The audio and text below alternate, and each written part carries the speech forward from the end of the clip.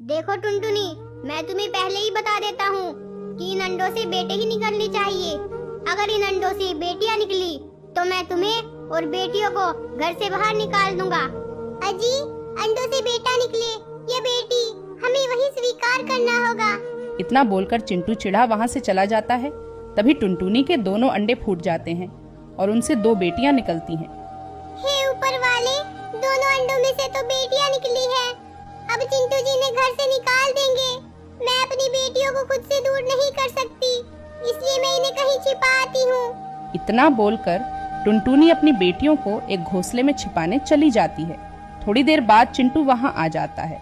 उसे वहाँ टुनटुनी नहीं मिलती, इसलिए वो टुनटुनी का गुस्से से इंतजार कर रहा होता है। मेरी बच्चियों, तुम यहाँ से कहीं मत जाना, नहीं तो शिकारी पक्षी तुम्हें नुकसान पहुँचा सकते हैं। मैं तुम्हें रोज दाना देने आया करूँगी। ठीक है माँ, हम रोज आपका इंतजार किया करेंगे। आप हमें खाना देने आ जाना। इतना बोलकर टुनटुनी घर की तरफ चल देती है। घर आकर वो देखती है कि चिंटू गुस्से से उसका इंतजार कर रहा था। टुनटुनी, कहाँ गई थी तुम? और वे दोनों अंडे कहाँ हैं? अजी, मैं उन अंडों को बचाने ही गई थी।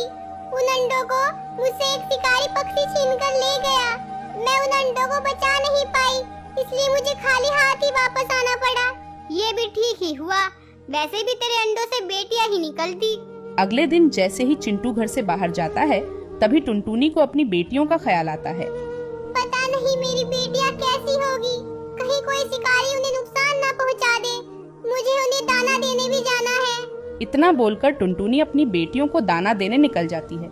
तभी थोड़ी देर बाद चिंटू घर आ जाता है और फिर से टुनटुनी को घर में ना पाकर बहुत गुस्सा होता है।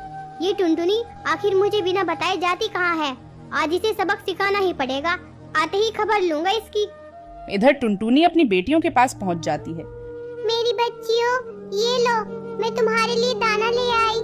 माँ, हमें बहुत भूख लगी थी, अगर आप थोड़ी देर ना आते तो हम भूख से मर जाते।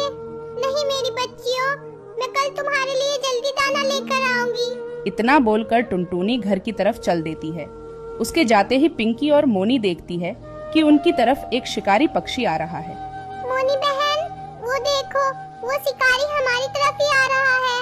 पिंकी बहन, मुझे बहुत डर लग रहा है, चलो जल्दी यहाँ से भाग चलते हैं। नहीं नहीं बहन, हम इस शिकारी से तेज नहीं उड़ सकते, नहीं तो ये हमें पकड़ लेगा।